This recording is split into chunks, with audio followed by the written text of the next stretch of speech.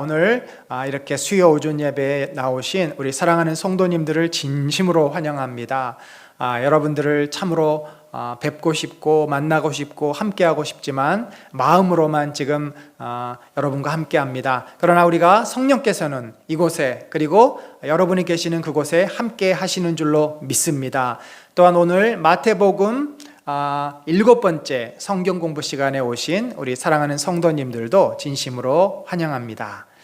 이제 오늘 우리에게 주실 하나님 말씀 같이 보도록 하겠습니다. 오늘 제목은 천국의 제자도라는 제목으로 마태복음 16장 24절로 25절을 같이 읽도록 하겠습니다. 마태복음 16장 24절로 25절.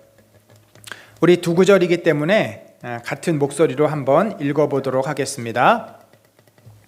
자, 읽습니다. 이에 예수께서 제자들에게 이르시되 누구든지 나를 따라오려거든 자기를 부인하고 자기 십자가를 지고 나를 따를 것이니라.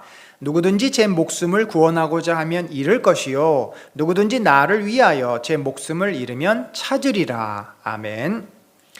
자, 여러분, 오늘 우리가 이제 다룰 본문은 마태복음 14장에서 16장까지입니다. 그 제목을 천국의 제자도에 대한 가르침 이렇게 말씀을 드렸습니다. 자, 마태복음 1장에서 4장까지를 서론, 5장에서 7장까지는 산상수훈. 산상수훈은 마치 이 모세 오경에 있어서 율법, 십계명과 율법과 같은 역할을 한다. 그러니까 이 신약 성경에 있어서 신약과 구약을 연결하면서 구약을 완성시키는 주 예수 그리스도에 대한 그 말씀, 율법이죠.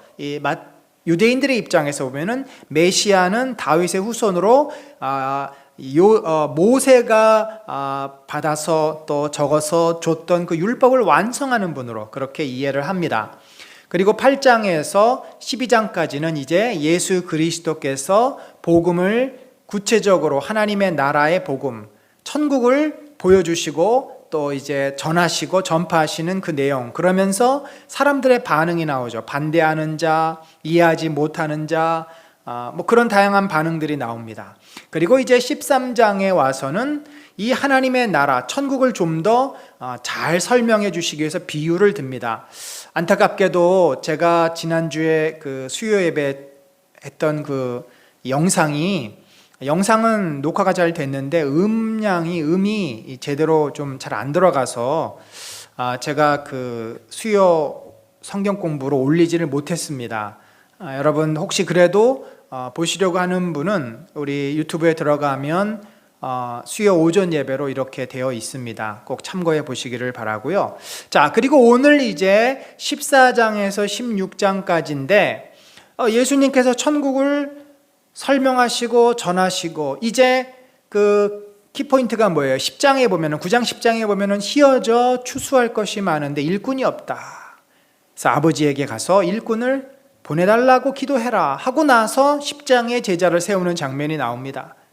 자, 이렇게 10장의 제자가 세워졌어요. 그러면 예수님께서는 이 땅에서 계속 하나님의 나라를 전하실 수가 없어요. 예수님은 하셔야 될 사명이 있는데 십자가에 달려 죽으시고 부활하시는 거죠.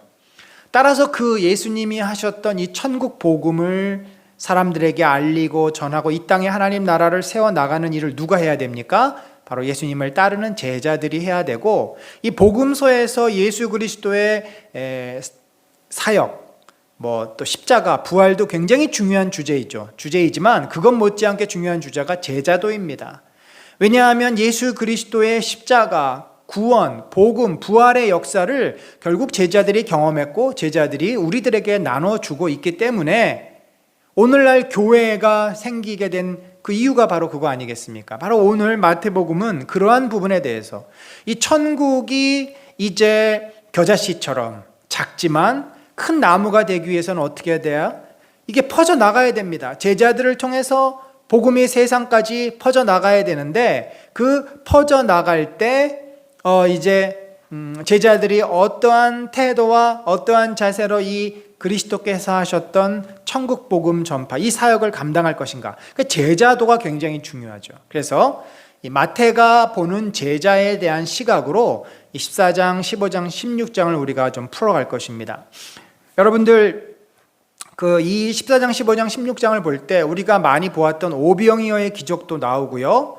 수로보니게 여인의 귀신 들린 딸을 낫게 하는 장면도 나오고요.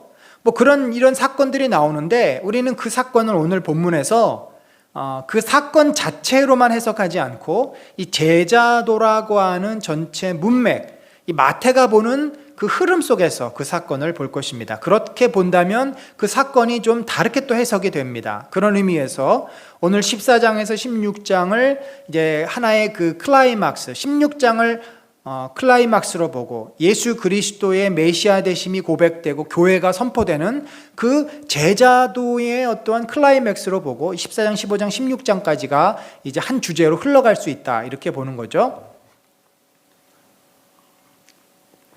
자, 그러면 14장은 이렇게 돼 있죠. 마지막 선지자 세례 요한의 죽음에 대해서 먼저 나오고요. 그 다음에 제자들이 받은 사명에 대해서 오병이어 사건을 통해서 설명을 합니다. 그리고 제자들이 가져야 될 굉장히 중요한 자격, 믿음입니다. 그리고 나서 제자들이 왜 필요한지, 그 허다한 죄인들 무리들이 몰려드는 모습을 설명하고, 그리고 나서 15장부터는 이제 당시에 또 다른 제자들이 있었어요.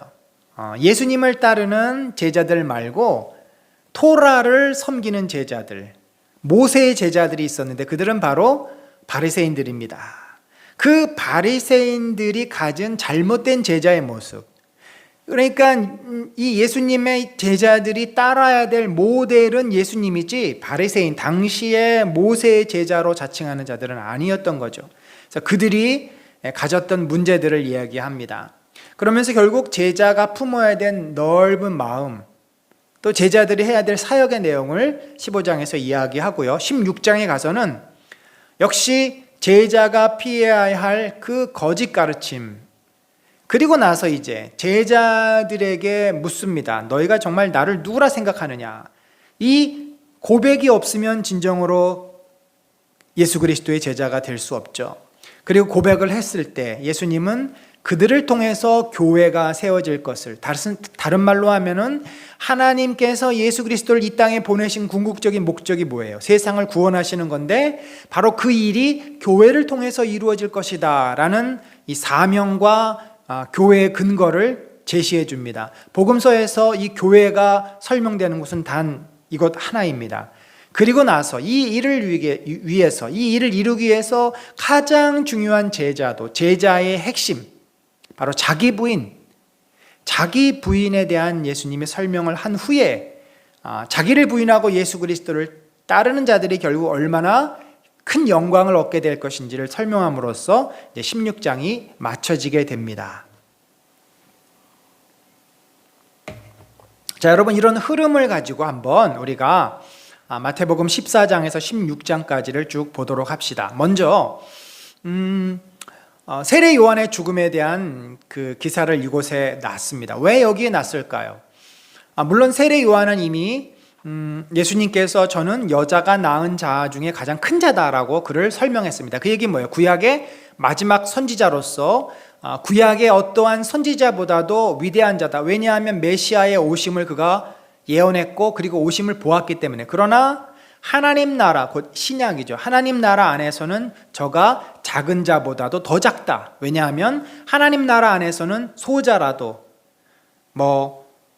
맹인으로서 구걸하는 자라도 예수 그리스도의 그 은혜를 통해서 그가 회복되는 경험을 하지 않습니까? 하나님 나라 안에 들어온 자는 하나님의 은혜를 경험합니다. 그런데 세례 요한은 그 하나님의 나라가 임하는 것을 보기는 했지만 그 안에서 그 축복과 은혜는 누리지 못합니다. 그 사건이 바로 이거죠. 어떻게 보면 세례 요한은 불행한 죽음을 맞이합니다. 전혀 하나님의 도우심과 은혜가 없어요. 그는 당시에 헤롯 안티파스가 그의 사촌 동생 빌립의 아내 헤로디아를 빼앗아서 자기의 아내 삼는 이 사건을 가지고 비난을 하고 비판을 합니다. 정치적인 발언을 한 겁니다. 요즘 같으면은 독재자의 잘못된 그런 사건에 대해서 비판했을 때 독재자가 가만히 있겠습니까? 그를 잡아다가 가둡니다.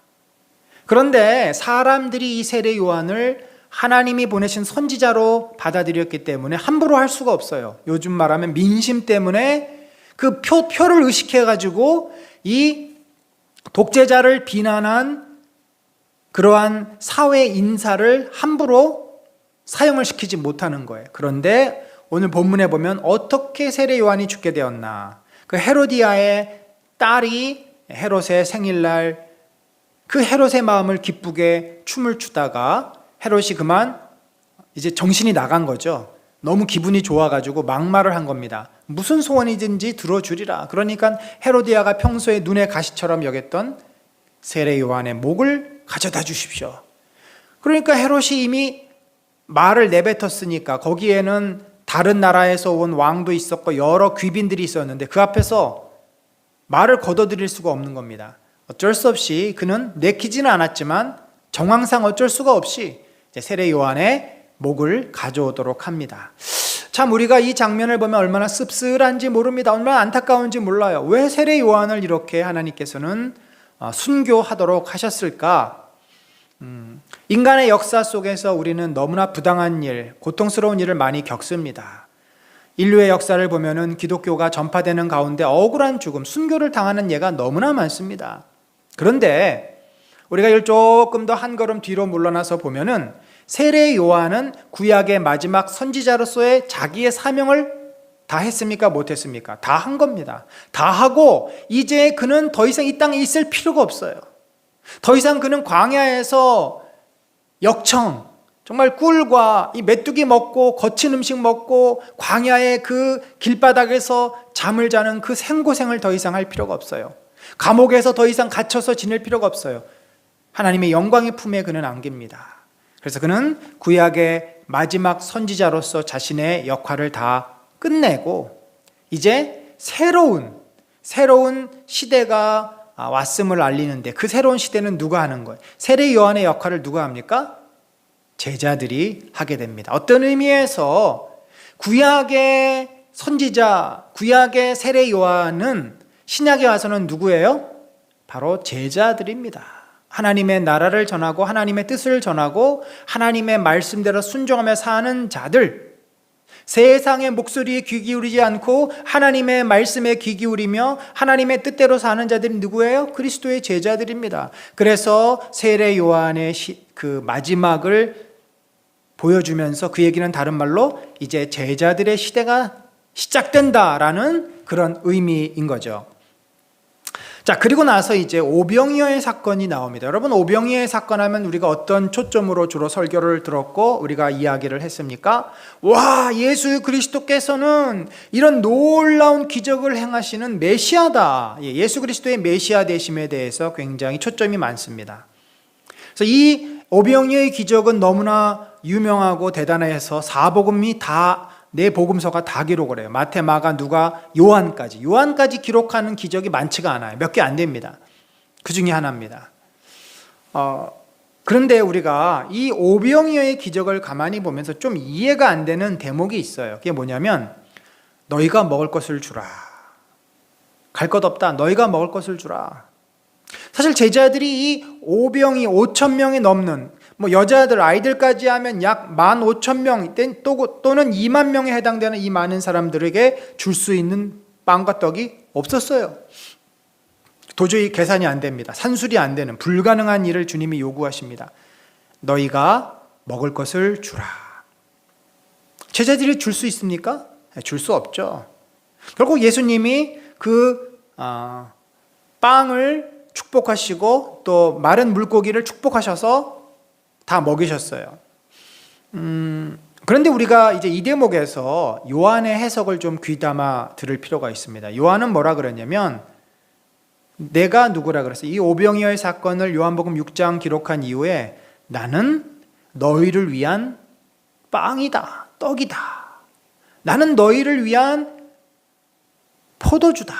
이렇게 말씀을 하신다는 거죠. 그러니까 요한은 초대교회의 성만찬을 이제 예수 그리스도의 오병이어와 연결을 하는데 결국 그 땅 예수 그리스도라고 하는 빵과 예수 그리스도라고 하는 포도주 곧 이 예수 그리스도라고 하는 빵과 포도주는 뭐예요? 복음 아닙니까? 복음, 생명을 주는 복음을 누가 나눠줍니까?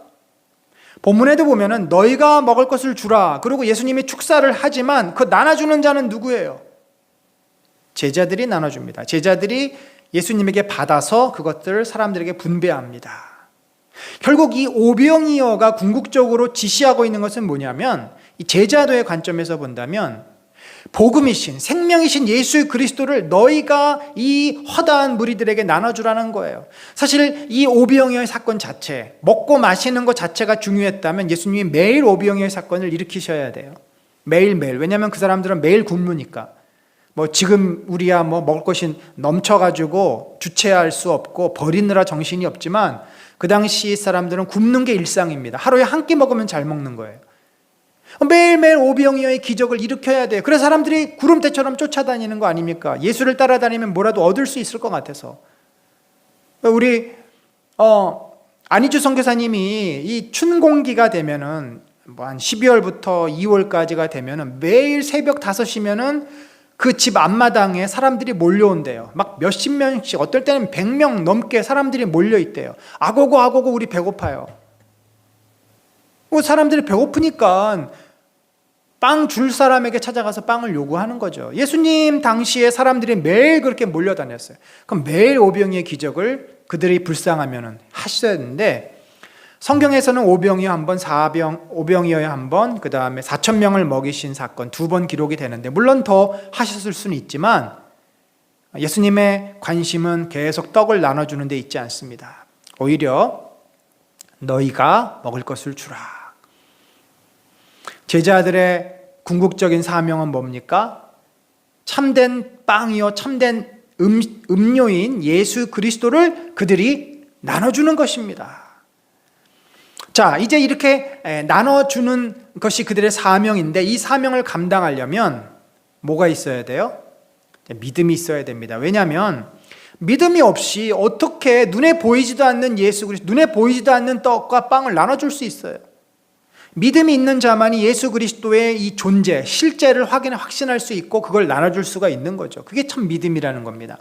믿음의 중요성을 어떤 사건을 통해 보여주시냐면, 자, 오늘 본문에 보니까 이 사건이 있고 나서 이제 건너편으로 가는 거예요. 예수님은 기도하고 갈 테니 너희 먼저 가라 보냈습니다. 그래서 제자들이 배를 타고서 이 갈릴리 호수를 건너가고 있는데, 워낙 그 밤중에 오후쯤 떠났겠죠. 해가 지려게 떠났는데 저녁하고 밤중에 바람이 너무 거세니까 배가 나가지를 못하는 겁니다. 계속해서 노는 졌지만 바다 가운데서 맴맴 돌고 있어요. 그때 예수님이 어떻게 하셨어요? 그들에게 바다 위로 걸어서 오십니다.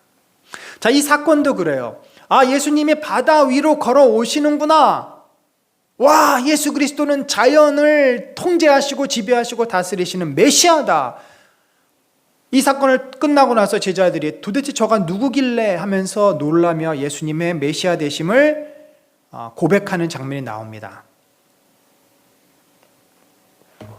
그래서 우리가 이 사건이나 바람을 잠잠케 하는 사건을 이해할 때 예수 그리스도의 메시아 되심이 드러나는 하나의 사건으로 이렇게 봅니다. 맞습니다. 그런 관점도 있습니다. 그러나 제자도라는 관점에서 만약에 본다면, 특별히 이 베드로라고 하는 제자들의 대표, 왜냐하면 마태복음에서 베드로가 제일 중요합니다. 마태복음 16장에서도 베드로가 또 제자들의 대표로서, 대변인으로서 이야기를 해요. 베드로가 물 위를 걷고 물에 빠지는 사건을 독특하게 여기서는 다루고 있다는 거죠. 그런데 그게 보통 일입니까? 여러분, 사람 중에 물 위를 걸어본 사람이 있어요? 아무도 없어요. 역사상 아무도 없습니다. 유일하게 베드로만 물 위를 몇 발짝 뗐어요. 그가 몇 발짝 걸을 수 있었던 이유는 뭐예요? 그에게 참된 믿음이 있었기 때문입니다. 예수 그리스도를 바라보았기 때문이에요. 예수 그리스도가 나를 이 물 위로 걸어오시게 할 수 있다는 믿음이 있었기 때문에 그 능력을 그가 경험한 겁니다. 그런데 갑자기 시선이 예수 그리스도에게서 자기 발밑에 덮쳐오는 파도로 옮겨갔을 때, 파도가 갑자기 자기 시선을 방해하고 자신의 마음을 빼앗아갔을 때 그는 갑자기 두려움에 몰려오면서 물속으로 쑥 빠져들어갑니다.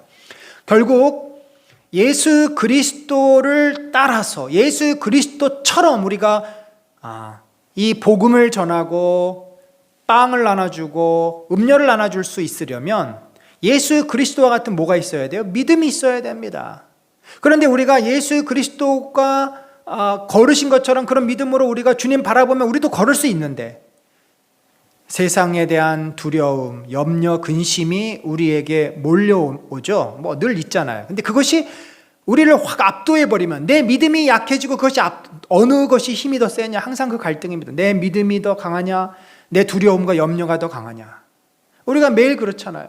그래서 염려가 확 몰려오면 믿음은 갑자기 사라집니다. 근데 믿음을 내가 붙잡고 있고 예수님께 항상 초점을 맞추고 있으면 매일 왜 우리가 30분씩 기도해요? 근데 초점을 항상 주님께 두기 위해서입니다. 그러면 염려가 오다가도 찰싹거리지만 다시 가버려요. 나를 어떻게 할 수가 없습니다.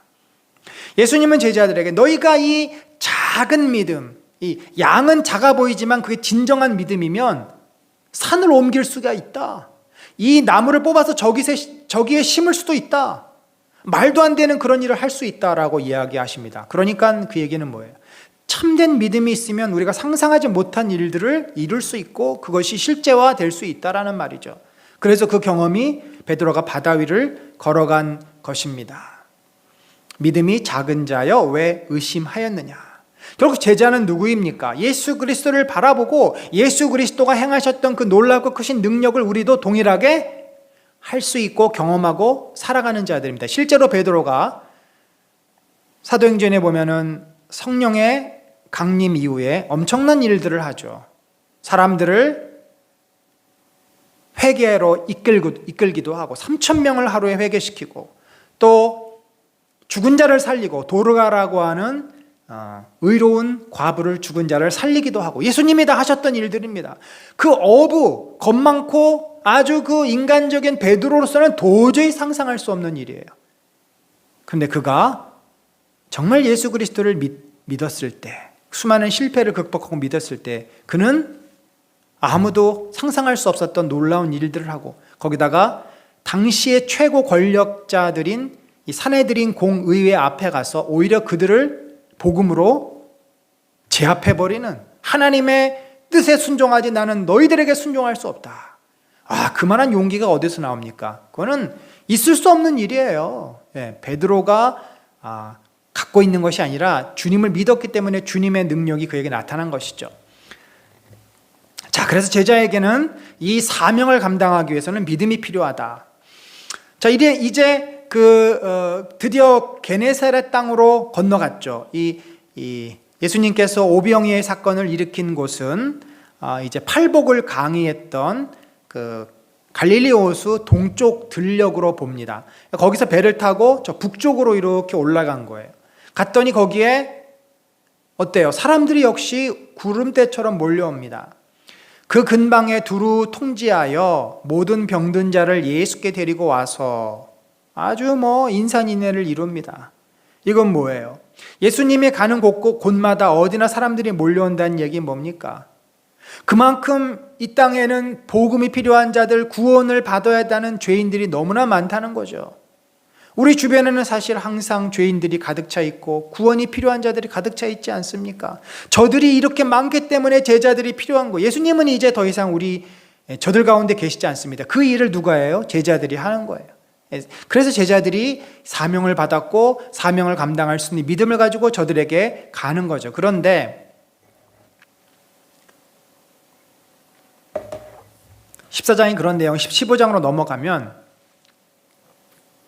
그 당시의 종교 지도자들을 우리가 뭐로 또 이해할 수 있냐면 모세의 제자들로 이해할 수 있습니다. 실제적으로 그들은 자기들이 모세의 제자다. 모세의 발 앞에서 우리가 배웠고 우리가 그것을 또 가르친다. 율법에 능통한 자들이다 라고 이야기를 합니다. 그런데 오늘 우리가 그들이 착각하고 있고 그들이 잘못 알고 있는 율법의 의미를 명확하게 예수님이 뭐라고 이렇게 나눠서 설명해 주셨냐면 너희는 어찌하여 너희의 전통, 트래디션이라 그러죠.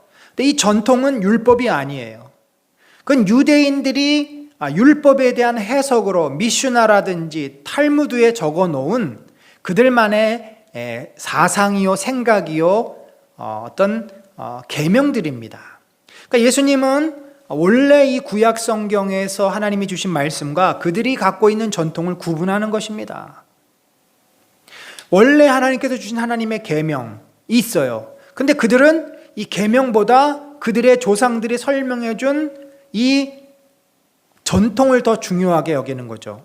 그거예요. 너희는 어찌하여 너희의 전통으로 하나님의 계명을 범하느냐. 하나님의 계명보다 어떻게 전통을 더 중요하게 생각해서 하나님의 계명이 금하는 일을 마음대로 하느냐라는 거죠. 사건의 발단은 이겁니다. 예수님과 제자들이 아마 어느 날 이제 집에 들어가서 시장하시니까 밥을 먹어요. 우리로 하면 식사를 하는데 그들의 그 예식법에 따라서 발도 씻고 손도 물로 씻고 그리고 식사를 하셔야 되는데 아마 그러지 못한 것 같아요. 아마 요즘이야 저희가 어느 집마다 화장실이 있고 수도가 뭐 편하니까 금방 손 씻고 다 이럴 수 있지만 그 당시에는 물이라는 게 귀한 것 아닙니까? 어느 집에 들어갔을 때 주인이 물을 주지 않으면 수도, 뭐 화장실 이런 게 없어요. 물이 없습니다. 집안에 이렇게 웅덩이에 이렇게 항아리에 물을 떠다가 주지 않으면 손을 씻을 수가 없어요. 예수님이 아마 그런 여건이 안 됐는지 손을 씻지 않고 음식을 먹은 겁니다. 이걸 가지고 그걸 지켜보던 바리새인들이 문제를 제기하는 거죠. 어찌하여 율법을 어기느냐? 왜 손을 안 씻고 부정하게 음식을 먹느냐? 그랬을 때 예수님께서 씩 웃으시면서 너희 눈에는 우리가 지금 큰 율법을 어긴 것처럼 보이느냐? 내가 볼 때는 너희가 하나님의 율법을 제대로 어기고 지키지도 못하고 있다라고 말씀하시는 거죠. 자, 그러면서 이제 한 예로 설명하는 게 고르반이라고 하는 제도입니다. 이 고르반은 뭐냐면 이거예요. 마태는 유대인들에게 이것을 설명하니까 고르반이라는 용어를 안 써요. 다 알고 있어요. 그런데 마가는 이방인들에게 복음을 설명하니까 이것이 고르반이다라고 히브리 용어를 씁니다. 여기 고르반이 안 나와요. 이게 고르반 내용이죠. 하나님이 이르셨을 때 내 부모를 공경하라 하시고 또 아버지나 어머니를 비방하는 자는 반드시 죽임을 당하. 이게 뭐예요? 십계명의 4계명이잖아요. 4계명 부모를 공경하라. 그러니까 이 부모를 공경하는 게 율법, 그들이 해석해 놓은 율법보다 더 상위법이에요. 상위법. 십계명이 가장 큰 상위법이고 그것에 대한 해석들이 이제 쭉 나오는 거잖아요. 너희는 이르되 누구든지 아버지에게나 어머니에게 말하기를 내가 드려 유익하게 할 것이 하나님께 드림이 되었다고만 하기만 하면 그 부모를 공경할 것이 없다 하여. 자, 이게 무슨 말입니까? 자, 이렇게 이제 집에 귀한 어떠한 그릇이 있어요. 은그릇이 있어요.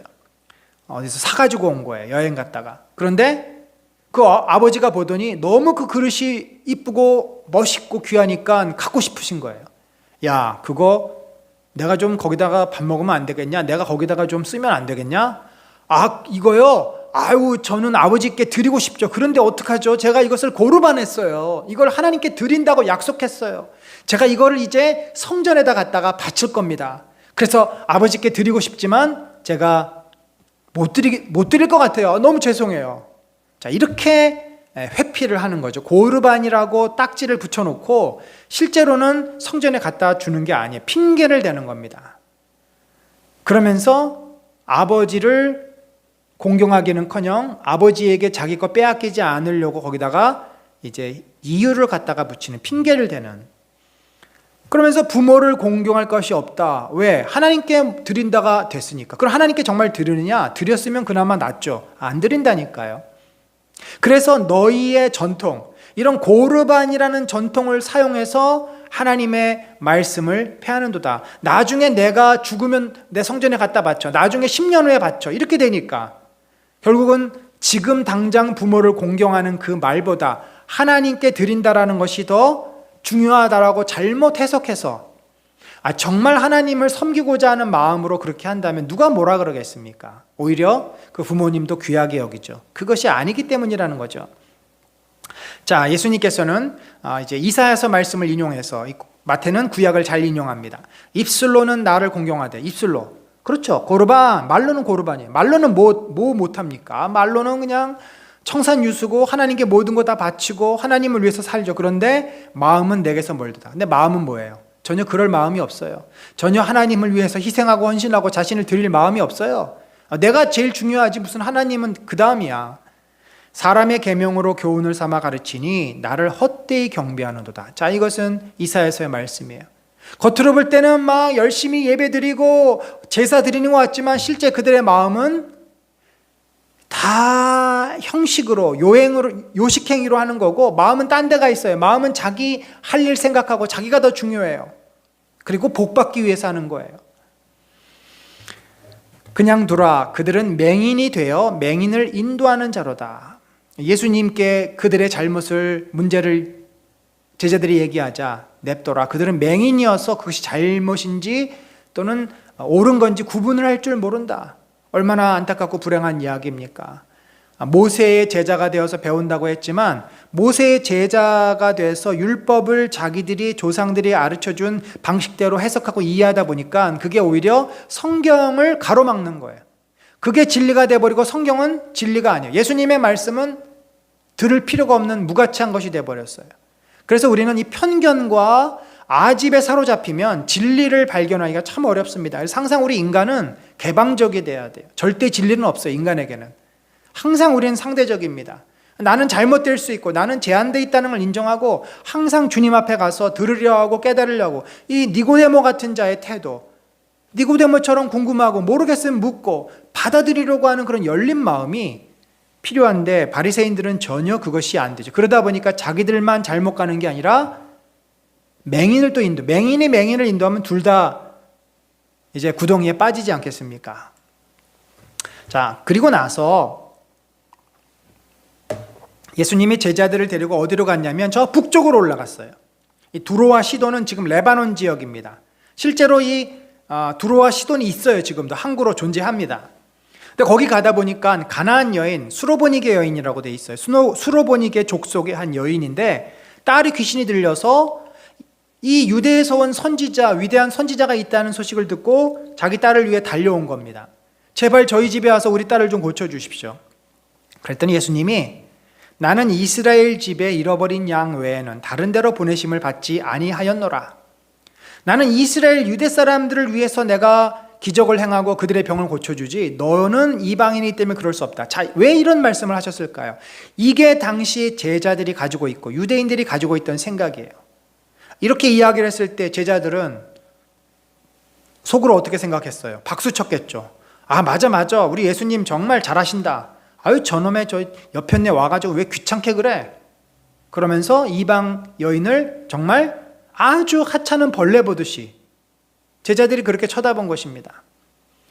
그런데 예수님이 이렇게 말씀하신 이유는 뭘까요? 이미 제자들에게 가지고 있었던 이방인에 대한 경멸사상, 이방인을 벌레 보는 듯한 그러한 생각을 고치기 위해서 그런 거죠.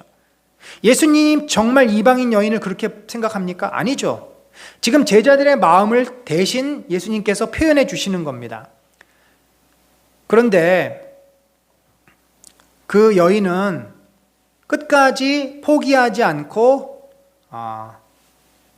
이제 예수님에게 제발 좀 고쳐달라고 애원을 합니다. 그때 다시 예수님이 결정타를 날리세요.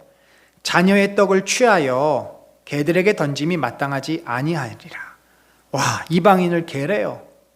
이건 당시 유대인들이 공유하던 생각입니다. 이방인들은 개처럼 벌레처럼 아주 더럽고 부정하고 불결하고 같이 해서는 안 되는 것들입니다. 정말 피해야 할 대상이에요. 근데 이 여인이 놀라운 고백을 하죠. 맞습니다. 저희는 개 같은 존재입니다. 당신들 볼 때는 우리는 벌레 같습니다. 그러나 그 개 주인은 그래도 개가 먹으라고 음식, 찌끄러기, 먹다 남은 거 그거라도 던져줍니다. 제발 그러니 부스러기 은혜. 여러분, 부스러기 은혜라는 말이 여기서 나온 거잖아요. 부스러기 은혜라도 허락해 주십시오. 예수님이 얼마나 마음이 짠하셨고 아프셨겠어요. 또 한편으로는 감동도 하셨겠죠. 야, 이 여인이 믿음이 대단하다. 그리고 여인에게 여자라는 호칭은 굉장히 그 존칭입니다. 영어에는 마담이라는 표현이 있는데 이것은 우리는 막 여사님, 우리 표현은 여사님 그래. 여사님이라고도 상대방을 올리는 말이잖아요. 사모님은 너무 좀 식상한 말이고 여사님 그러면은 뭔가 이렇게 존귀한 여인, 여사님 이렇게 부르는 거죠. 내 믿음이 크도다. 내 소원대로 되리라. 자, 이 사건을 통해서 제자들이 뭘 깨달았을까요? 이방인들이 개인데 예수님은 개에게도 은혜를 베푸시는구나. 아마 그들의 그 고정관념이 하루아침에 깨지진 않겠죠. 나중에 바울하고 이 문제 때문에 베드로가 많이 부딪힙니다.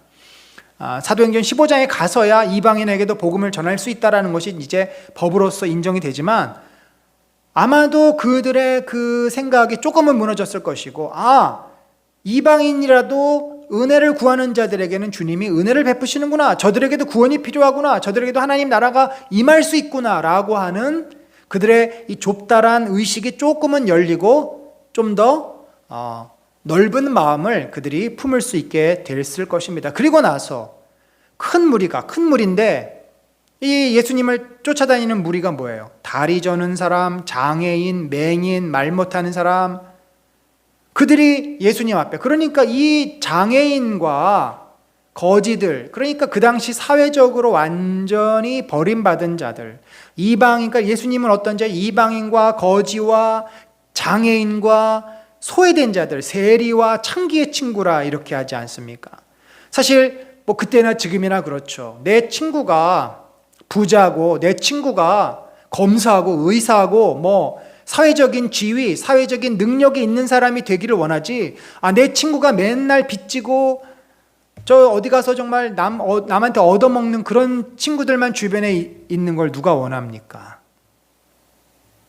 그런데 예수님은 그런 자들을 찾아가고 그런 자들을 긍휼히 여기는, 그러니까 제자들이 가야 될 곳은 얻어먹을 것이 있고 뭔가 생기는 데가 아니라 같이 줘야 되는 곳. 그래서 늘 제가 참 존경하는 그 홍정길 목사님이 이런 말씀을 하셨어요. 항상 먹을 것이 있는 곳에는 사람들이 많이 꼬이고 파리가 있다. 그 말은 그곳에는 항상 문제가 생기고 또 죄를 짓게 된다는 거죠. 그러나 먹을 것이 없는 곳, 뭐 얻을 게 없는 곳에는 깨끗하다는 거, 사람도 없고 파리도 없다는 거죠. 먹을 게 없으니까, 이익이 없고 손해만 봐야 되는 곳. 진정으로 우리가 가서 섬기고 돕고 봉사해야 될 곳은 먹을 것이 많이 떨어지는 곳이 아니라 먹을 것이 없는 곳이다. 그 의미가 참 바로 예수님의 삶을 보면은, 예수님은 늘 그런 자들, 도와줘야 되는 자들 옆에 가서, 그래서 교회라는 것은 사실 사회적으로 성공하고 힘 있는 자들이 교회도 오죠. 그 사람들이 뭘 해야 되냐면 오블리제, 노블리, 자기들이 가지고 있는 귀한 것으로 이런 연약한 자들, 그것이 이제 경제적인 것뿐만이 아니라 여러 차원에서, 정서적인 것도, 정신적인 것도, 지식적인 것도, 모든 차원에서 도움이 필요한 자들에게 찾아가는 것이 바로 제자들이 해야 될 일이다 라고 하는 것이고, 이제 그 이하에 또 기진맥진한 자들을 4,000명을 먹이는 장면이 또 나옵니다. 자, 이제 마지막 16장은 그 당시에 그 역시 바리새인들의 그 가르침에 대해서 예수님이 경계를 하시는데, 잘못된 제자의 모습이죠. 바리새인들은 표적을 구했는데, 표적이라는 게 뭐예요? 기적이잖아요. 근데 지금까지 계속 보여주셨는데도 기적을 믿으려고 하는 자는 사소한 기적만 보여도 예수님을 믿지만, 기적을 안 믿으려고 하는 자는 아무리 큰 기적, 죽은 자가 살아나는 기적을 보여줘도 안 믿잖아요. 오히려 나사로가 살아나는데 예수를 죽이려고 하지 예수를 믿었습니까? 따라서 더 이상 그들에게는 기적을 보여줄 이유가 없어요. 그러면서 예수님이 말씀하시는 것은 요나의 표적밖에는 보여줄 표적이 없다. 요나의 표적이 뭐예요? 죽었다가, 물고기 뱃속에 죽었다가 3일 만에 부활한 거잖아요. 그러니까 너희들이 이 표적을 통해서 정말 하나님을 믿고 구원을 받으려면 내가 앞으로 십자가에서 죽고 3일 만에 다시 살아나서 부활할 것인데, 요나가 가지고 있는 그 상징, 그 이제 사건이 나를 통해서 이루어질 것인데, 그거를 너희가 보고서 믿으면 너희도 구원을 얻는 것이고, 그 표적, 그 십자가와 부활의 표적을 너희가 거부하면 너희에게는 구원이 없다라는 말씀인 것이죠. 그리고 나서 제자들에게 삼가 바리새인과 사두개인들의 누룩, 이 누룩이 원래 13장에서는 긍정적으로 쓰입니다. 변화의 원동력. 그런데 대부분 성경에서 누룩은 이 변질의 의미로, 그러니까 안식일 날에는 집안을 다 뒤집어 엎어서 누룩이 절대 나와서는 안 돼요. 그 당시 사람들은 빵을 먹으니까 누룩이 항상 집에 있었습니다. 그래서 누룩으로 빵을 부풀려서 부드럽게 만들어 먹었는데, 절대 집안에 누룩이 있으면 안 돼서 대청소를 합니다. 6월절날 이런 때 누룩이 절대 집에 있으면 안 돼요. 그래서 이 누룩 하면 부정한 것, 변질된 것. 예수님께서 바리새인들은 또 서기관들은, 율법학자들은 모세의 제자들이라고 자칭 말하지만 저들은 모세의 율법, 하나님의 말씀을 변질시켰다. 저들의 사상, 잘못된 가르침을 주의하라. 이제 그런 말씀이죠. 그리고 나서 이제 이 마태복음의 가장 또 중요한 부분 중에 하나인 제자들에게 사람들이 나를 누구라 하느냐, 인자를 누구라 하느냐. 인자는 자신에 대해서 예수님이 가장 겸손하게 표현한 것이죠. 더러는 세례 요한, 더러는 엘리야, 더러는 예레미야, 선지자 중에 한. 그러니까 이 사람들이 예수님이 누군지를 잘 모르는 거예요. 그냥 능력 행하는 선지자다. 그러니까 이들은 구원받는 믿음이 없는 자들입니다. 그러면 나와 함께 다녔고 내가 어떤 자인지를 본 너희들은 나를 누구라 하느냐. 이미 예수님이 어떤 자인지를 쭉 알지만 공식적으로 예수님이 처음으로 물어보시는 겁니다. 자, 이렇게 물었을 때 제자들의 대표인 시몬 베드로가 뭐라고 말합니까? 주는 그리스도시요. 그리스도 그럼 메시아란, 그리스도는 헬라어고요. 메시아는 히브리어입니다. 주는 큐리에는 뭐 당시에 종이 자기 집주인에게도 부르던 말이에요. 호칭이에요. 존경의 호칭이에요. 우리 앞에 계시는 주님, 당신은 또 이스라엘 백성은 하나님을 아도나이, 주라고 불렀어요. 하나님이라고 부르지 않고 엘로힘이라고 부르지 않고 아도나이라고 불렀어요. 그러니까 주님은 그리스도십니다. 이게 분명하죠. 메시아, 우리를 구원하러 오신 분입니다. 그리고 덧붙여서 살아계신 하나님의 아들. 그 메시아가 단순히 세상 사람들이 말하는 메시아가 아니라 하나님의 아들, 하나님과 동등한 신적인 권위를 가진 분입니다. 하나님께서 보내주신 하나님의 아들, 메시아. 그러니까 앞에는 그 역할은 구원자고 그분의 존재, 그분의 실체는 하나님의 아들, 하나님과 동등한 분이다. 신적 권위가 있는 분이다. 그랬더니 예수님이 바요나 시몬아, 네가 이렇게 고백한 것은 너 스스로 한 것이 아니라 아버지께서 너에게 깨닫게 하셔서 너에게 말씀하도록 하셔서 성령께서 너에게 주신 말씀이라는 거죠. 사실 베드로도 이 고백을 하지만 아직까지 이것이 실감이 나지 않아요. 자, 이런 고백을 통해서 제자들이 이제 예수님께서 누군지를 분명하게 알았지만 아직도 이 메시아, 그리스도가 하는 역할이 뭔지를 잘 몰랐어요. 그들은 메시아 그러면 로마의 권력을 몰아내고 이 땅에 다윗의 영광을 회복하는 것으로 생각했어요. 그래서 하나님께서 그 메시아를 보내서 그 일을 할 거라고 생각했어요. 하나님 나라에 대한 오해입니다. 그랬을 때 예수님이 이제 한 가지를 말씀해 주세요. 베드로야, 내가 이 반석 위에 내 교회를 세우겠다. 이 베드로라는 말과 반석이 같은 말입니다. 피터, 영어로 피터잖아요. 피터. 이 베드로는 반석이라는 거죠. 원래 이 사람의 히브리어 이름은, 그러니까 아람어죠. 아람어 이름은 시몬이에요. 시몬. 그래서 반석 위에 내가 교회를 세운다. 이 말은 뭐냐면 베드로라고 하는 사도와 그 사도들에게 준 예수 그리스도의 가르침. 베드로와 사도들이 고백하는 그 믿음, 앞에 뭐라고 고백했어요? 주는 그리스도시 하나님의 살아계신 아들이시니이다. 그 고백 위에 교회를 세운다. 자, 교회는 뭡니까? 에클레시아, 컨그리게이션, 모인 집합을 말해요. 모인 사람들의 모임. 그러니까 너희들 위해, 너희 12사도가 교회의 반석, 기초가 돼서 그 위에 교회가 세워질 것이고, 바울은 그래서 예수 그리스도를 모퉁이돌로 교회를 하나의 건물로 비유를 하죠. 교회를 세울 것이다. 곧 이 얘기는 뭐예요? 하나님의 나라가 이제 너희들의 고백과 너희들의 모임을 통해서 이 땅에서 실현이 될 것이고, 나는 가지만 내가 하나님 나라잖아. 예수 그리스도가 하나님 나라인데 나는 부활하고 너희와 함께하지 못하기 때문에 이제 그 영으로 함께하는 거죠. 교회를 통해서 하나님 나라가 이제 시작이 될 것이다. 그리고 음부의 권세는 사단의 세력이 교회를, 왜? 교회는 하나님의 나라니까. 예수 그리스도께서 세우신 하나님의 백성들, 제자들의 모임이니까. 그 교회의 토대, 기초는 뭐야? 반석은 베드로의 고백. 그래서 우리가 사도신경이 너무 중요합니다. 사도신경이 바로 주 예수 그리스도에 대한 고백 아니에요. 예수 그리스도가 기초가 돼서 교회가 세워지는 겁니다. 그리고 천국의 열쇠는 이 교회에 하나님 나라에 들어올 수 있느냐 없느냐의 열쇠인데, 그 열쇠가 뭐예요? 그 베드로와 12사도들, 11사도가 했던 신앙 고백을 그들이 똑같이 하면 그 열쇠가 열리는 것이고, 그 신앙 고백을 하지 않으면 열쇠는 닫히는 겁니다. 그래서 땅에서 매면 하늘에서도 매일 것이요, 땅에서 풀면 하늘에서도 풀리리라. 그들이 사도들과 동일한 믿음의 고백을 하지 않으면 잠기는 거죠. 천국에 들어올 수 없습니다. 그런 자들은 구원을 받을 수가 없는 거예요. 천국에, 영원한 천국에 갈 수 없습니다. 사도 베드로와 사도들의 신앙 고백을 똑같이 하는 자들은 풀립니다. 천국에 들어옵니다. 이 땅에 하나님 나라, 곧 교회의 성도가 되고 거룩한 성도가 되고 그들은 영원한 하나님 나라의 백성이 되리라. 이 약속, 이 축복을 베드로와 사도들에게 준 것이죠. 그런데 놀라운 일이 벌어집니다. 이 고백을 했으면 베드로와 사도들은 이제 굉장한 어떤 존재가 된 거잖아요. 역사의 인류에 남을 어떤 굉장한 존재가 된 거잖아요. 그런데 예수님께서 그들이 생각하는 하나님의 나라, 이 교회가 어떠한 곳이 될 것인지에 대해서 전혀 예상하지 못했던 말씀을 합니다. 이때로부터 예수 그리스도께서 자기가 예루살렘에 올라가 장로들과 대제사장들과 서기관들에게 많은 고난을 받고 죽임을 당하고 제3일 만에 살아나야 할 것을 제자들에게 비로소 나타내시니, 제자들은 어떻게 생각했어요?